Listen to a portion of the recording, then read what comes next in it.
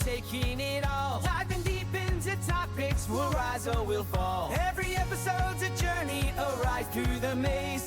Join us on this path, let's ignite the blaze. So grab your headphones tight, let's go for a ride. With every spin and twist, we'll cut and run and hide.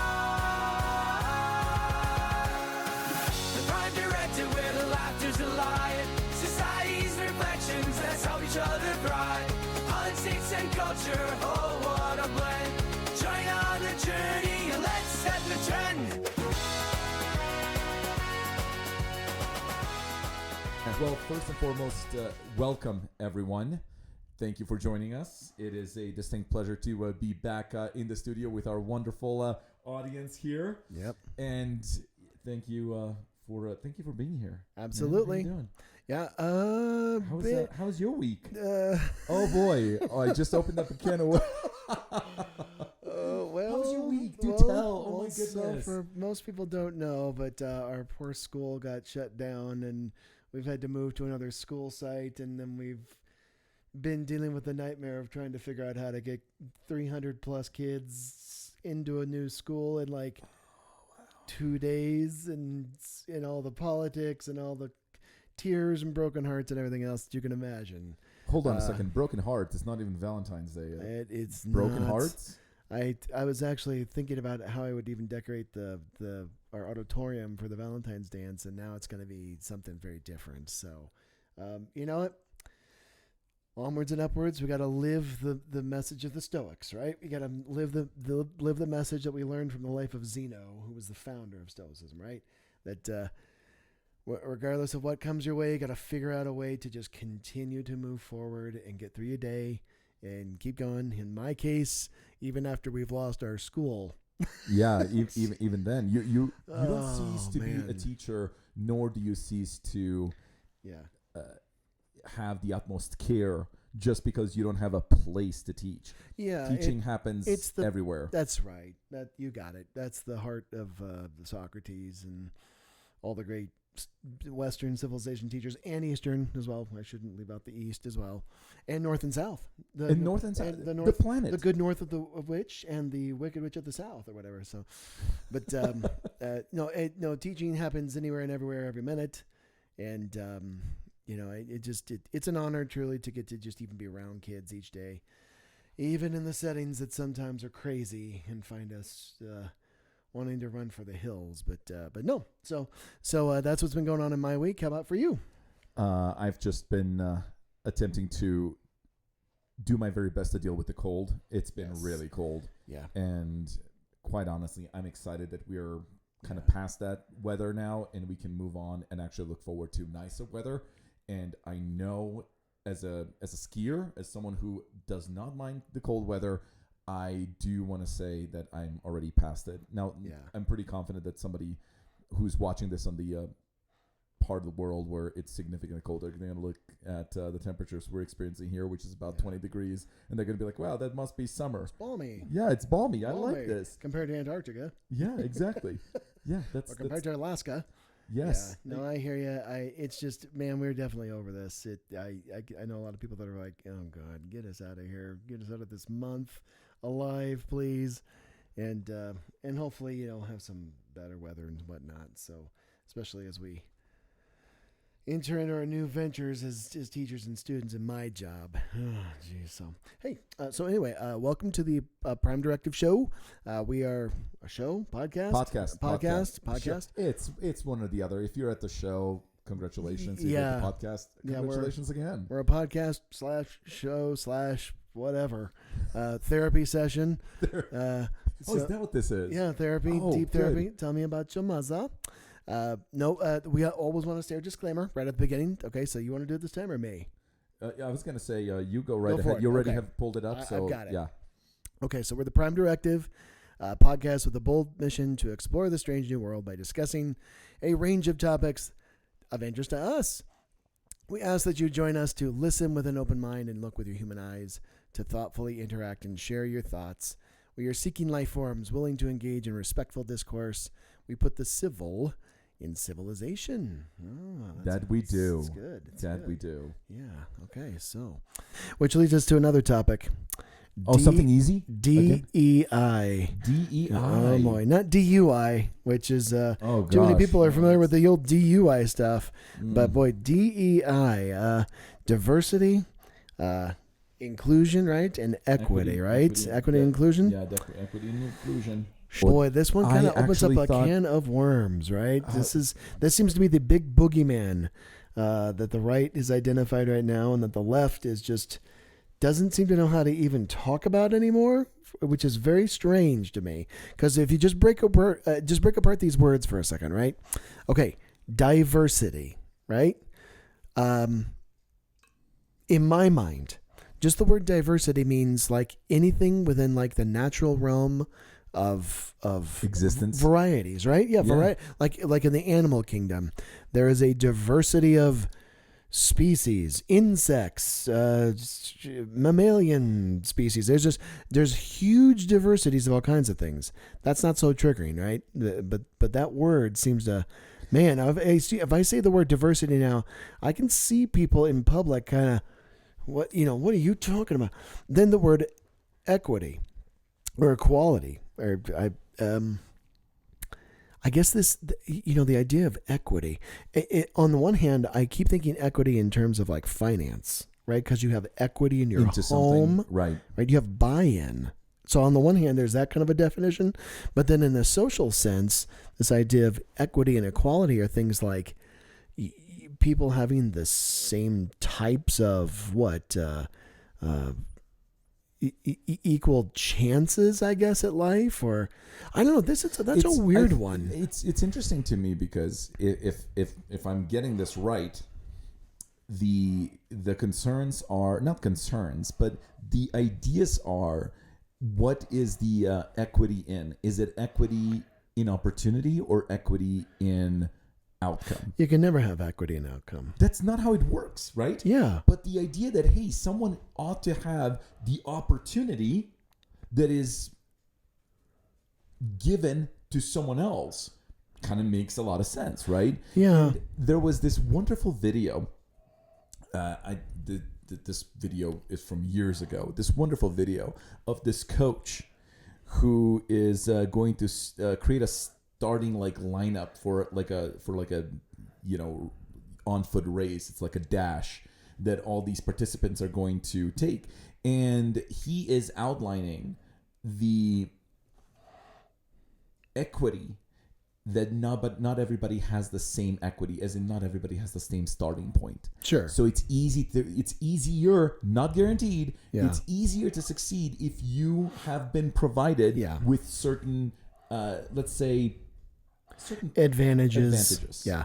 It's that old joke I saw in the one debate. I forget if it was Mitt Romney against, was it Obama versus Romney? And it was like, well, it's easy to believe in such things when you were born on third base and say to yourself, you hit a home run, right? If you're born 1 inch from home plate, then you're good to go and whatnot. But this is a strange one. And then the third part of that is this idea of inclusion. Well, to me, at least, the word inclusion, there's not some weird nefariousness about that word.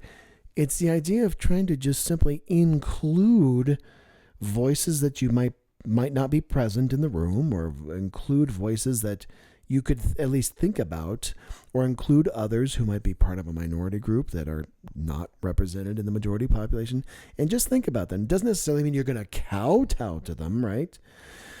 But right now, I had a conversation with my wife about this morning, just that the right has done such a brilliant job of framing the issues around when you even hear the words or those letters DEI now, they're now conflated with this propagandist notion of like wokeism, right? Woke. If you're even talking about DEI, if you even mention the name Martin Luther King Jr., if you even say the word feminist, now you're part of the woke culture. That it's a way to almost like try to politicize the very language in which one can speak, so that you're like second guessing yourself in a conversation, because there's an entire group of people that will just dismiss you outright because you said the word diversity. It's astonishing. It's incredible. You know, I do you remember that? Do you remember that movie about the Navajo quote talkers with Nick Cage, Wind Talkers? Yeah, I remember that. They could never have their code broken, right? The Nazis could never break their code. No, it was actually the Japanese as well. Yeah, the Japanese were unable. It was the one code that they just could not break. Boy, I've got a friend here, and you sure do. I had a friend too. Yeah, and it's interesting to me because I always thought that that's the wonderful thing when you are able to have that aspect of diversity where somebody can come up with different ideas that are so vastly different that actually give you an advantage. And isn't it, I mean, when you study your history, again, studying, and even just living your life, isn't it our diversity that it's actually a strength? I don't see it as a weakness. I see diversity as you get a whole plethora of people that can offer. They can do different things. So many different skills and abilities, and that one person can bring this skill to a task, and this person can bring a viewpoint that you never even thought of, and you're like, wow, that just blew my mind open. And then this person's like, well, I can bring these skills, and then all together, it's like this. You can do so much more. That's the one thing that I absolutely love about this country. It is that we are diverse, yes. Right? I mean, we are. It's such a wonderful thing. What is it? 30 some odd % of the population is it's Hispanic, right? Another 13-ish, something like that percent. I got to look at the statistics again. Is African American, right? We're made up of all kinds of. We aren't just white wasps, right? The idea is that we have a variety of people who come from a variety of backgrounds, and that's what makes this country so incredible. Whether you look at it as a melting pot, which or maybe more like a tossed salad, right? Like a big old tossed salad that's got lots of ingredients. Regardless of how you choose to look at the world, it's our differences that actually can make us so much stronger as a nation, right? Yeah. So it isn't something to be fearful of and deny people their citizenship rights and demonize others. It's something that you want to reach out across different aisles and different viewpoints, right, left, whatever. That's why we have a statue that outlines exactly that. Yeah, bring me your huddled masses. That's what makes us. Bring me your tired, your poor, and your huddled masses, yearning to breathe free. And again, going back to the Greatest Generation, why were they so great? Yeah, because they were fearless, and it was that innate notion of we can do so much better. Yeah, well, and maybe even if they had fear, they were willing to have the courage to still go out there. Oh, yeah. Even if they were afraid. Did you know there's in Finland, there's a concept regarding that. What's it called? It's called Cecil. Cecil. Yes. Ooh. And it's the very idea that you need to sort of develop that courage and rise above your own fears to face whatever it is that is in front of you. And it's quite a fascinating concept, and it's interesting too because I feel like we, especially as we look towards the new generations and the struggles that the new generations are going to inevitably face, they need to learn some of these skills on how they can harness that immense ability to overcome a lot of those challenges. Yeah, right. Yeah, no, I agree with you. I just think it, I just worry, I guess, sometimes that the younger generation will always see that because they have so much convenience in the palm of their hand with that, the interweb with that damn phone right in front of your face. I mean, I was just watching a lady yesterday coming home driving from work. She literally walked out into traffic. She wasn't even looking. And she was on her device, just literally, I think she was reading a book from what I could see the screen. Kind of reflecting. Right. She had her dog, so I saw the dog first, but I'm like, my God, lady. It just... distractions in general. And by the way, just when it comes to driving, please keep your eyes on the road. This from a master Please. drive instructor, right? Yeah. Oh, Please boy. keep your eyes on the road. Yeah, I know. Because your life and other people's lives that depend on your ability What? to. It's not all about me? Me? No, it certainly is to an extent, but that's where we can talk about how we live in a society together. We live in a diverse consideration. society that is unequal but seeks to be, and tries to be as inclusive as it can, but right now is having a tough time because you can sense it. Half the population is just very afraid and wants to go back. I keep hearing this going back to another time, and every time I ask them, like, what do you mean about that other time? Invariably, I get some kind of lecture that's kind of platitudes and stuff, but it isn't complete. It doesn't. It's perceptions, and it doesn't encompass like the way things I think really were. What this guy Max Weber calls Verstehen, which is like the something in and of itself, the way it really truly is, not the way that humans try to interpret it. But it's just it. You know, it's kind of this empty kind of, well, we're going to, it was better in the 50s. Well, I'm like, well, better for whom?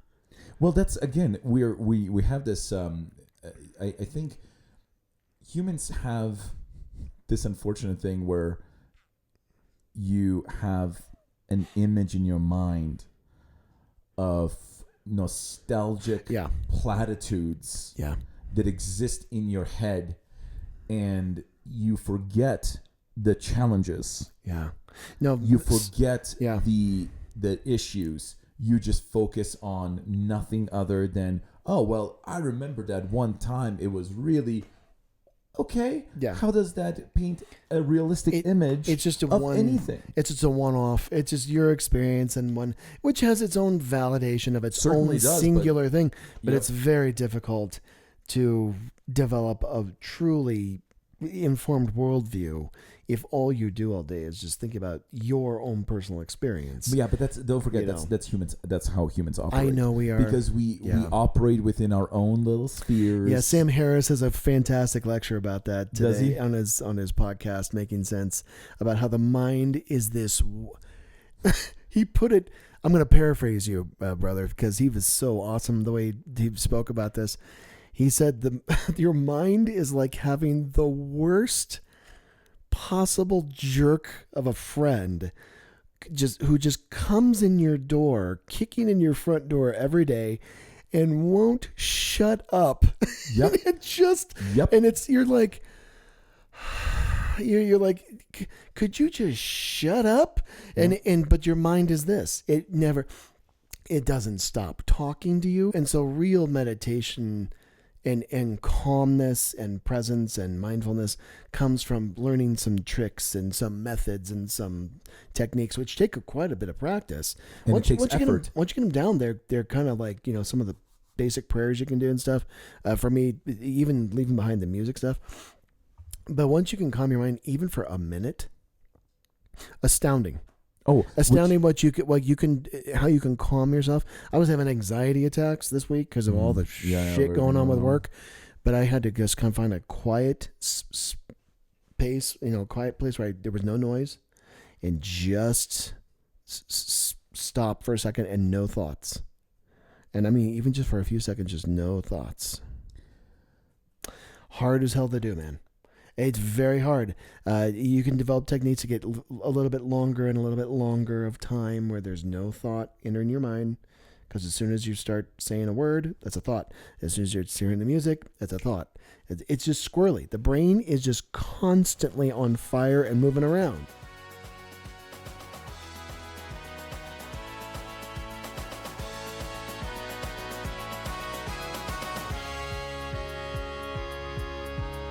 As we close the chapter, lend us your ear. The Prime Directive's calling, so let's pass a beer.